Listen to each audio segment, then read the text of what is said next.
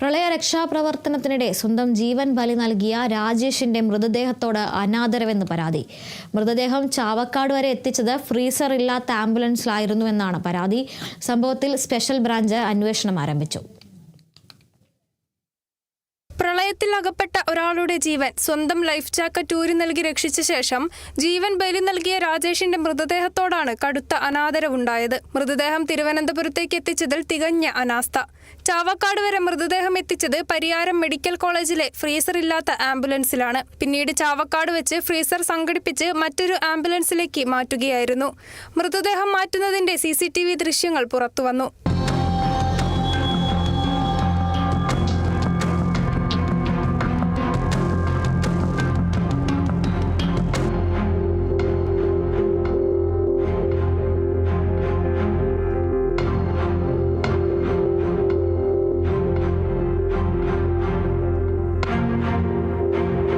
പിന്നീട് ഈ ആംബുലൻസിലാണ് മൃതദേഹം കൊണ്ടുപോയത്. ആംബുലൻസിലെ ഡ്രൈവർമാരാണ് ഇത് സംബന്ധിച്ച വിവരം വെളിപ്പെടുത്തിയത്. ഫ്രീസറില്ലാത്ത വണ്ടിയിലാണ് അവർ ആ ബോഡി കൊണ്ടുവന്നത്. അപ്പോൾ ബോഡി ഡാമേജ് ആയതിൻ്റെ അടിസ്ഥാനത്തിലാണ് നമ്മളോട് ഫ്രീസറിലെ വണ്ടി അറേഞ്ച് ചെയ്ത് തരാൻ പറഞ്ഞത്. ഞാൻ ചെറിയ വണ്ടിയാണ് ഓടിക്കുന്നത്. അപ്പോൾ നമ്മുടെ കൂട്ടുകാരനെ വിളിച്ച് അറേഞ്ച് ചെയ്യുകയായിരുന്നു.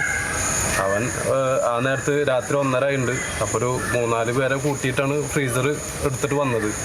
ഒരു 1/4 മണിക്കൂറിനുള്ളിൽ ഞങ്ങൾ എല്ലാം അറേഞ്ച് ചെയ്തിട്ട് അവിടെ സ്പോട്ടിൽ എത്തിയിട്ട് ബോഡി മാറ്റി കയറ്റി പോയിട്ടുണ്ട്. ആലപ്പുഴയിലൊക്കെ വെള്ളപ്പൊക്കമായിരുന്നു. അപ്പോൾ നമ്മുടെ വണ്ടിയുടെ ക്ലച്ച് മിസ്സിങ് ആയിരുന്നു. ക്ലച്ച് കംപ്ലീറ്റ് വണ്ടി മൂവിങ് ആയിരുന്നില്ല. അപ്പം അങ്ങനെ തൊടുപുഴയല്ലേ പന്തളത്തുള്ള ഒരു സെൻറ് തോമസിൻ്റെ ആംബുലൻസ് ഞാൻ തന്നെയാണ് രാവിലെ 6 മണിക്ക് അവരെ വിളിച്ച് അവിടെ വണ്ടി അറേഞ്ച് ചെയ്തത്. അവരാദ്യം വിട്ട വണ്ടിയിൽ ആ ഫ്രീസറിൽ ഈ ബോഡി വെക്കാൻ പറ്റിയിരുന്നില്ല. വീതി കൂടുതലുള്ള കാരണം വെള്ളം കുടിച്ചിട്ട് ബോഡി അത്യാവശ്യം വീർത്തിരുന്നു. അങ്ങനെ വേറെ നമ്മുടെ ആംബുലൻസിലത്തെ ഫ്രീസറാണ് ആ വണ്ടിയിൽ കയറ്റിയിട്ട് പോയത്. ഫ്രീസർ അറ്റ്ലീസ്റ്റ് അവർക്ക് എംബാമിങ് ആയാലും ചെയ്തിട്ട് വിടാമായിരുന്നു. നമ്മളിപ്പോൾ സ്വാഭാവികമായി മരിച്ചാൽ പോലും നമ്മൾ ഇത്ര ദൂരെ പോകുമ്പോൾ എന്തായാലും നമ്മൾ ഫ്രീസർ യൂസ് ചെയ്യും. ഇത്ര 3 ദിവസം പഴക്കമുള്ള ബോഡി പിന്നെ എന്തായാലും അതില്ലാണ്ട് പറ്റില്ല. സംഭവത്തിൽ സ്പെഷ്യൽ ബ്രാഞ്ച് അന്വേഷണം ആരംഭിച്ചിട്ടുണ്ട്. തിരുവനന്തപുരം നേമം കല്ലിയൂർ കിഴക്കേ തെറ്റിവിള രാജേഷ് ഭവനിൽ രാജേഷാണ് ദുരന്ത രക്ഷാപ്രവർത്തനത്തിനിടെ ഒഴുക്കിൽപ്പെട്ടു മരിച്ചത്.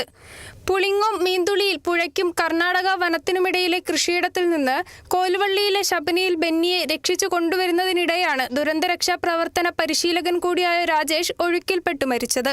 Kerala vision news, Thrissur.